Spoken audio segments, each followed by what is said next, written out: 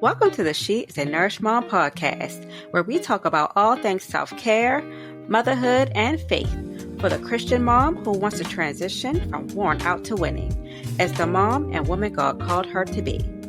I'm your host, Dr. LaToya Wiggins, but please just call me LaToya. I just want to be your mommy friend and sister in Christ as I teach you how to no longer feel depleted, but how to develop healthy habits to be nourished, renewed, and rejuvenated with biblical principles that bring peace instead of self-pity.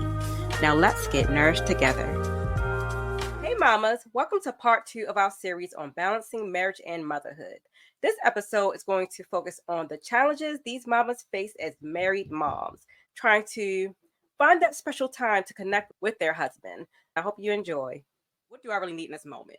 Do I need to rest and relax? Do I need to take this nap? Do I need to go to bed early and be well rested? Or am I going to keep trying to clean up all these things, tackle the pile of clothes that's been there for 2 weeks or whatever? What do I need right now? So I'm gonna let you other ladies go ahead and chime in. Chasity, go ahead. Yes, when it was so funny when you were saying like how you went in your son drawer and you said you're like, let me get to this, and then you like, hold up, you pull yourself back from that moment and you was like, if I would never open that drawer, I would never notice that them clothes, they would have been right there. And I was like, yes, it remind me of my clients. I would have been like, okay, so what if you would never open your son drawer and you went by your way? Then what? Then I wouldn't even been thinking about it. It still would have been right there. Like, okay, you was able to go on about your day, right? All right then. So I was like, yes.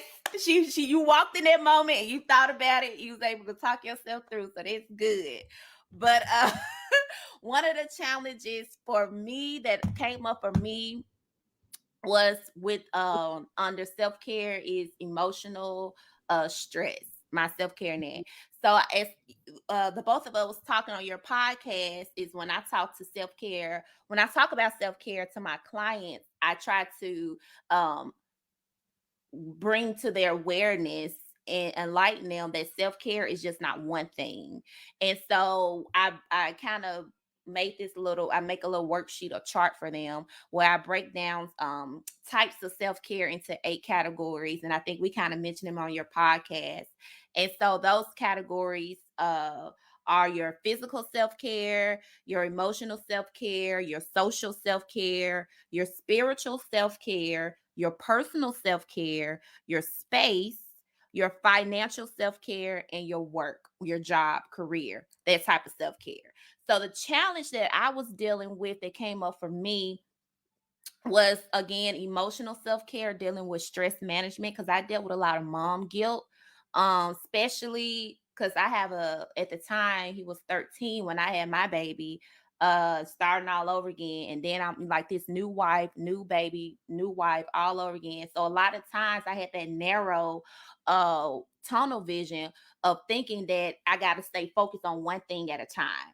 I got to stay focused on my husband. I got to stay focused on my son at the moment. I got to stay focused on my baby at the moment. I got to stay focused on my mom because she's calling me and I don't want her to. Like, I was just having this tunnel vision.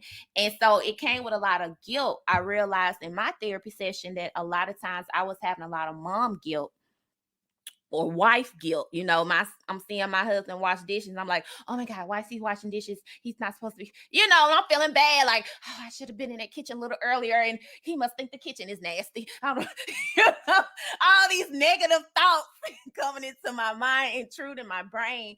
And so I remember one time I was on a plane coming home from Memphis and I was sitting next to, I'm going to go and put it out there because even her race was important in this story, is I was sitting next to a white woman. And at this time, my baby was, I didn't have to purchase her own individual seat. She could sit in my lap. But this was an evening flight. We're tired. She's passing her bedtime. Of course, the flight is packed. Every seat is filled up. And of course, we're in the middle seat. Okay. Me and my daughter. And she's having a temper tantrum. She don't want no snacks. Her diaper is fine. She's all on the floor crying. And I'm saying to myself, oh my God, she's embarrassing me in front of this white woman. I'm like, I don't need this white woman looking beside my head, thinking that I can't take care of my baby. And I just feeling mom guilt, like, oh my God, I'm looking like I don't know what I'm doing right now. She probably think I'm a struggling single mom. I'm just like I'm just out here all in my head while my daughter is cutting up. And she was like, and I just keep trying to pull her off the floor because she keep wanting to get on the floor, on the seat. I'm like, come and sit in mommy lap. Like, stop. I'm struggling here. And honey, I'm gonna call her my sister because my white sis, honey, she was like, girl, let her be on that floor. Them flight attendants not gonna say nothing to you. She is fine. She's having fun on that floor. And I breathed in that moment. And I smiled at her. And I said, thank you. I said, thank you for, because she was like, thank you for what? I was like, just thank you for seeing a mom in distress and you reached out and gave me the affirmation. Like, girl, she is fine. This is how they do. This past her bedtime. This is a late flight. Let that girl play on that floor. This flight, them flight attendants better not say nothing to her. I got your back, sis. You know? And I appreciated that, you know, and the color was gone. I'm seeing another woman. I'm seeing a mom, like me and her in the conversation, laughing together. She gave my baby orange, you know. So that flight was cool. She played on that floor. She, you know, going to sleep, took her a nap on that floor, whatever. I just put her little blanket down or whatever. And I was like, Chasity, you got to let this mom guilt go. I got to work on my self-care when it comes to stress management and to know that it's okay. She ain't hurt nobody. I got her blanket down. She gonna have germs anyway. She's okay. And you know, who this is a child. Like, who cares? If you get on the airplane, bring your earbuds because you might be on the flight with some wine and kids or some bags. Okay. So just it's okay, Chasity. So me dealing with that is something, and also speaking out to those negative voices in my head. Like one time when I do see my husband, you know, when I'm coming home, he's already like making a sandwich or something. I'm like, I was go, you know, cook some chicken or something. You know, he's like, no, I'm fine. I can eat a sandwich. You save another day. And I was like, well, I feel bad now. I said in my head, I'm feeling like you should have like had that client tell that client that you're gonna push the session back a little bit, put your family first, you know, put God first and your family and all, you know, and you supposed to be this wife. And I was like, and I just told him, I said, I be feeling guilty when I'm seeing you doing so. He was like, you tripping. Like we eat that chicken tomorrow. Like you feel that bad, you know? So me being able to like cancel out right then and there to, you know, condemn those negative thoughts, and like there's no evidence of proof. Like me, my husband eating a sandwich is not in the world. You had food in the fridge for him to make a sandwich, Chasity. You know, so me tackling those negative thoughts, just like I tell my clients, even a therapist need a therapist, you know. So even I have to use my own strategies and methods that I share with my clients. I have to use on myself because that mom guilt be getting me, or wife guilt. Yes, I love that you mentioned that because a lot of times I feel like as moms, we talk about the mom guilt, but there's a wife guilt too, you know, especially when you, I guess when you think about the roles, you know, especially those, I don't want to call them old school, but traditional, I guess the traditional roles, you know, you feel like, you know, you should have been home already cooking. Your husband shouldn't have been cooking a meal or having to wash dishes. But at the same time, he wasn't tripping. It's like, well, you were working too, you know, and thank God for husbands like that. Because I'm sure there are some moms, there may be some moms listening right now, like, oh yeah, my husband would have been tripping if the dinner wasn't made or she even asked me to wash some dishes. You know, we need that support. You know, you're not home all day long. You know, you were working. So thank God for the husbands that don't mind stepping in to pick us up with, you know, we supposed to balance each other out. I talked about that word balance. We got to balance each other out, you know. So what I can't do, you should be able to do, you know. I make sure we buy that good bread because I'm in the grocery store now. Like my husband may need to make a peanut butter and jelly sandwich one day. Let me get some good sliced white bread while I'm at this grocery store, and those good chips to go on the side for him because he need to make a sandwich one day this week. See, look, Like you said, hey, at least it was already there for him, right? All right, Sharla, you ready to hop in? Yeah, let's hurry up before I freeze up again. So we're just talking about what are some challenges that you've had with prioritizing your self-care. Oh my God, it has been. It's crazy. It's not crazy because I knew about this, but the past couple of days that I have been having have put me to a challenge, and I just had to find a time. I know this past weekend I just went outside and just cried. I just cried and cried. I cried like somebody had killed somebody. But after I released it, it felt good, you know. And that's just the struggle with trying to run a business, trying to be a wife, trying to be a mother, still trying to make sure that you're giving everybody the time that they need. But I'm like, goodness, I'm only one person now. Octopus, I ain't got all them legs where everybody could just tug on it. Um, and the one thing, like when it comes to my marriage, me and my husband work together. So that's like our time. That's our alone time because the kids are not around. So um, that's when we have our alone time. And when we come home, I'm in the living room. He's in the bedroom. That's like our time apart from each other. And we understand it because we know our goals and we know where we're trying to go in life. So sometimes we have to sacrifice that. People looking in, they be like, well, y'all need to do this, y'all need to do that. No, we're doing what we said we were going to do with each other. What you got to say don't really mean nothing to me. What matters is making sure that he's happy, he's making sure that I'm happy, and I'm making sure that our children are happy. So Yeah, so I love that because that can be another issue that we have. Sometimes we're comparing ourselves to another married couple, another wife, another mom, or they're trying to put their expectations on, how they're living on us. And we have to be true to ourselves, be true to our own marriage. Like you said, if this is what you and your husband want, that's what's important. You're living the way you want to live. You know what kind of breaks you all need for your own personal self-care. You got your time together and you know that, you need that time apart as well to just unwind. So you can't listen to those outside voices. So that's another thing, mamas, wifeys who are listening, make sure that as long as everything is going well in your household, don't worry about those outside voices. Don't compare yourself to the next couple. You're doing what works for you and your family. As long as your family, your husband is happy, don't worry about anybody else. So that does bring us to the next question.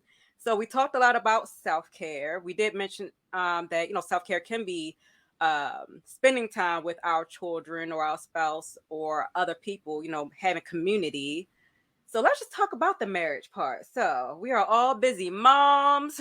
I know you all have different, your children range from different ages. So no matter what, they still there. Sometimes they're in a lot of different activities, whatever it is, they are taking up a lot of our time some kind of way or another. How are you finding time to nourish your marriage? And when we talk about this, if you don't mind sharing, has there been any dry seasons in your marriage? And what have you done to bring back that fire or keep the fire, keep that spice alive or spice it back up? So actually we'll start with you, Sharla, and then go back around. Sharla, Stacie, and then Chasity.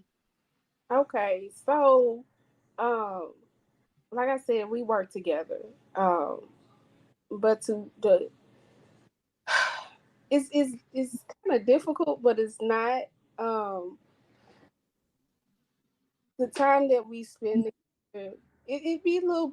It's like little, like when you first meet somebody, like when you were in high school or something, you had that puppy dog, that puppy love. That's how we do. We, like I said, he's in one room, I'm in another room.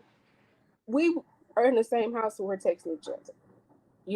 And what we're texting, it makes us, that's just our communication with each other because we're kind of like having our alone time, but kind of like having our together time as well. I know recently this year we didn't make it, but Usually, we always go for a bang on like our anniversary and on our birthdays and stuff like that, because we know any other time it's not possible at all. The good thing is we have older children. So I have a 20-year-old, I have an 18-year-old, I have a 15-year-old, and they help us around the house a lot. When my 20-year-old is in here, he'll call like for our anniversary. He was like, okay, I can get the kids.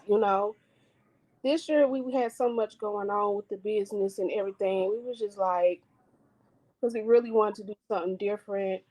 Um, we actually wanted our kids to come with us for our anniversary so that, they can get out and have fun and experience with us. It didn't happen, but that's okay. Um, I feel like as long as you know where you stand in your marriage with your spouse, that's all that matters. We put God first, and everything else just flows down the line. Yeah, we're gonna have them times where the enemy trying in our dry seasons. We've had a couple of dry seasons, but we've made it out. You know, um, and what I would want to tell anybody that's married and that they are balancing all of this is be open minded. Don't be closed minded. You all have to come together and figure it out. You know, figure out what needs to be done and what doesn't need to be done. Um, and just keep God first in your marriage, because He will direct you and guide you if you let Him. If you push Him out, yeah, it's gonna be all hell. You don't have people coming from north, east, south, and west. So put God first and give Him the opportunity to show you which way and which direction your marriage needs to go, and He'll tell you. I love that. What about you, Stacie? I think within it's the communication. I know, especially when you're in those drier seasons, is really communicating what you need. Because we go to that rabbit hole of thinking in our minds as far as well, he's not doing this. I want him to do this, and I need him to do this. You're not doing that, and especially in those dry seasons, things aren't going exactly the way you want and how you want it. You might not be getting date nights like you want, um, but I think it's communication, but knowing when to pick that battle, or pick that, because I'm sure he's thinking the same thing, that you're not doing this and you think you're being the perfect wife. And he's like, this is what I need, and I really think it comes down to that. And just understanding who your partner is, and how they communicate. I mean, if you're just, if you're just coming at them in a way where it's always accusatory versus just coming saying, it's really about the delivery, and I can't really, because it's always different. My husband and I are complete opposites. My husband is, he's content just doing nothing, and I need to be out and about doing stuff. He's, he's content. Just you can watch TV, all day, just whatever. But I'm like, I need to be doing something. I just can't be sitting around doing nothing all day. And so you have to know who each other individually. You need to know what you need collectively as a marriage, especially after you get out of those honeymoon years. I've been married almost 14 years now as well, and so it takes work. Like it's a season. It's not the end all be all. It doesn't mean that's how everything's going to be, but it's a season, and you just have to either get through that season, whether you're for me, there's busy seasons at work, and you have to understand, well, they're in their busy season. They're under stress at work. So like we were talking about, with the husbands, washing the dishes for us. I think Chasity, you were saying it. You're like, well, did I not do it? Was he getting frustrated because it wasn't done? Like maybe, and I always have to approach it from a place of gratitude. I'm grateful I have a spouse who is willing to just do the dishes, because he could have yelled at me, hey, what's the deal with all these dishes in the sink? Why don't you get it, But he took the initiative. Like, I'm just do it. I'm not doing anything else. or I see you're under a lot of stress, a lot of pressure. You got this launch going, whatever it might be. Trust me. As long as the kids are fed, oodles and noodles, peanut butter jelly, might be candy some days. It might be they got fed. They're, whether they'll have to be a big gourmet meal, and that doesn't mean I have to cook it. If he wants to order pizza, go for it. But I think that really, communication, knowing each other, and just and really just remember there are seasons, and not everything's going to be roses and sunshines all day, every day, but really just having a place of gratitude. And again, not comparing it to those other relationships, because I've done that, comparing it to those other relationships. But then when especially people who I'm around a lot, yeah, it looks great. And then you hear them complaining about stuff all their spouse isn't doing. And I'm like, but my husband does that stuff. So I guess, what's the bigger picture? Looking all pretty and polished, or having a spouse that will wash the dishes or will take the kids, or, like I said, my girlfriend's here from college, and, she and I, we've been out, and he's just as content here with the kids, and kids are just as content on their video games and all that good stuff. But it is, and it's finding that balance as well. Yep. And what about you, Chasity? I think for me, I had to, because I know being out here in Georgia, like I said, we don't have no family. We have now he's 15, so of course he's watching himself, But I have my 2-year-old, so right now we still don't feel safe or comfortable having someone to like watch her, because I know they have those little care apps and all that type of stuff. But we like, wait till she potty trained, wait till she talking full sentences, and maybe we could dibble dab and that type of stuff, and our son will still be here while the babysitter coming to home. So we was like, on down the line we can do that. So now we went from, because in Memphis I had all my family, because my husband's from North Carolina. So yeah, so he's military, and that's how we met each other when he came to Memphis. But I had like aunties, cousins, best friends, like everybody is there. My mom, like everybody is in Memphis. So we had babysitters when we was there, when my baby was like a handheld baby or whatever. So mom and my aunt comes to the house and we gone. But we went from like being able to go out every 2 weeks to, is mom flying in this month? So we went from that to like being like homebound, like we quarantined again. Okay. So we really had to, like, our marriage really went through some ups and downs. And it's like we got to a point we just get into a little bitty stuff. And I'm like, whoa. So I went, it just so happened that my good auntie, Michelle Obama, was promoting her new book and doing all these interviews. And she had a transparent moment in one interview. And she was like, honey, me and Barack, I couldn't stand that man for the first 10 years of our marriage. She said, I couldn't stand him. Like he going golfing. I'm trying to braid hair and green edges around here. Like, who got time to go golfing? What is he talking about? So I was like, that what, like, kind of like we're dealing with that spirit of comparison, as we spoke about earlier, was in my marriage, where me and my husband comparing each other, like what we have done for the child, what we've done, and how like all of that. Like, I took a bath last night. Like, don't you see me trying to finish up some notes you got, So instead of us having a spirit comparison, comparing ourselves, like who's doing what, because like my auntie said, everybody's coming into this marriage thinking it's going to be 50-50. She said sometimes it's going to be 60-40. Sometimes it's going to be 30-70, So it all depends on where both of us are in our walks of life and in our careers and what we're doing and other things that are going on in our lives right now and what we need at that time. So me and my husband, which we were in marriage, we are doing marital counseling as well now. And so we had to like really talk about our schedules after work, like who's going to do what, especially when it comes to our daughter and getting her ready for bed and all of that. Because what I kind of talk about in your podcast, time management was kind of loose for me growing up because I grew up in a single parent household and my mom used to be late to everything. So I thought being late was normal, you know?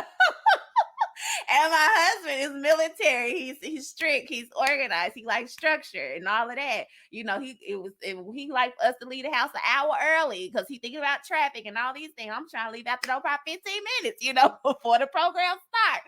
So we really were colliding a lot of things, but I knew who my person was. I like Sharla said, I knew who my husband was, so I had to like kind of meet him where he were on some of the things, and he met me as well. And so we talked about our schedules, and we're like, what would be good days for you and good nights for you, where you can have your night to yourself and decompress after work, and I take care of the baby. And we kind of swap it out. And he was like, and we both were like, if it's your night and you ain't feeling it, just let the other person know. Like, hey, I know it's my night to put her down for bed, but I'm tired, you know? And it's worked for us. It's working for us. And so also, since we don't get to do date nights like we used to, we hang out in his man caves on Sundays and eat. If I didn't cook, we order in DoorDash. Baby girl is downstairs doing her thing. My son in his room doing his thing. And me and my husband hanging out in his man cave, Netflixing or watching a game, chilling, doing what we do. I may have to add that text message thing in there too as a little caveat, like, boy, you better come over here and rub these toes so I can rub on you before I go to bed. You know, and send them a little pic. You better come on down here. Down. So just be creative, like you said, sis. We got to be creative with those cell phones. Like us married women, we can't let those single women outdo us. We can send those good little pictures too now. So I gotta, sis, let me know. I gotta be creative, spice it up, send some little pictures, getting out the shower. Like, I got some energy. You better come on, before I be out. I love it. Y'all are crazy.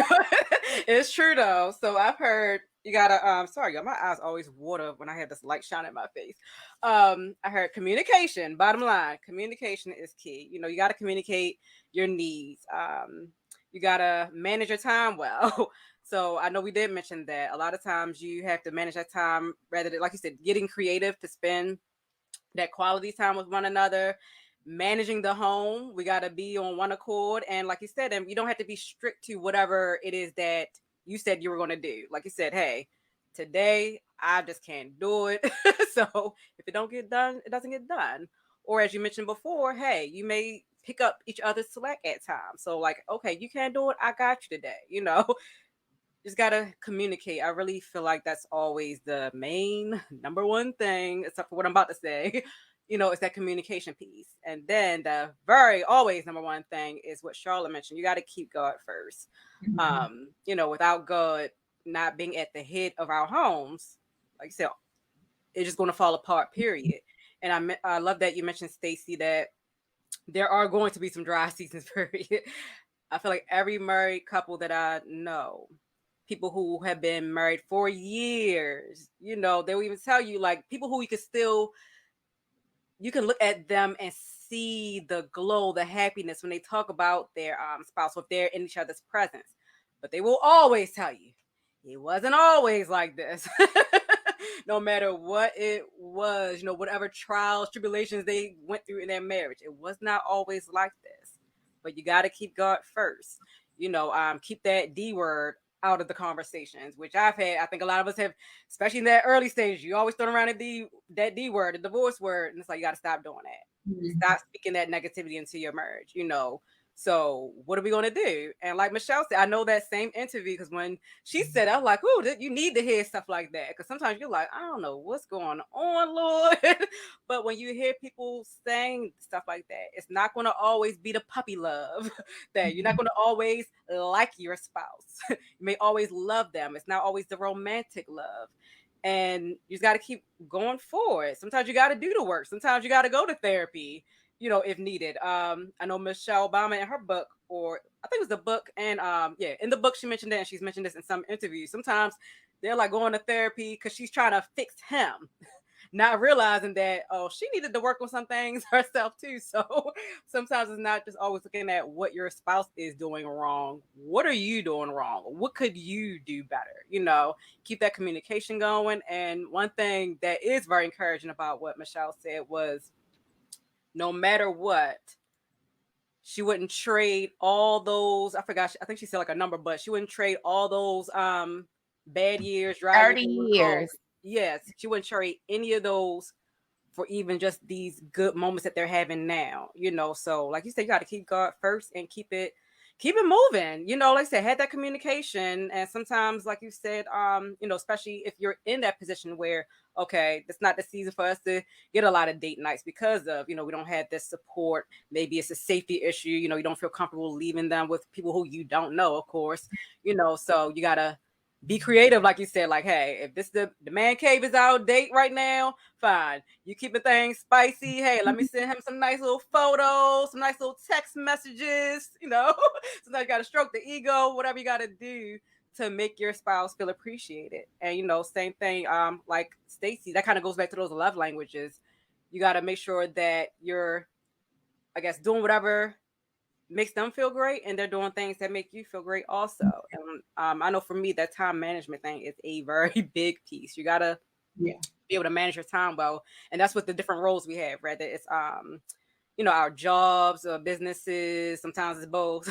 Sometimes some of us have a job, career and a business. You have your children. You have your marriage. Of course, you need time for yourself. We gotta find time to manage it all.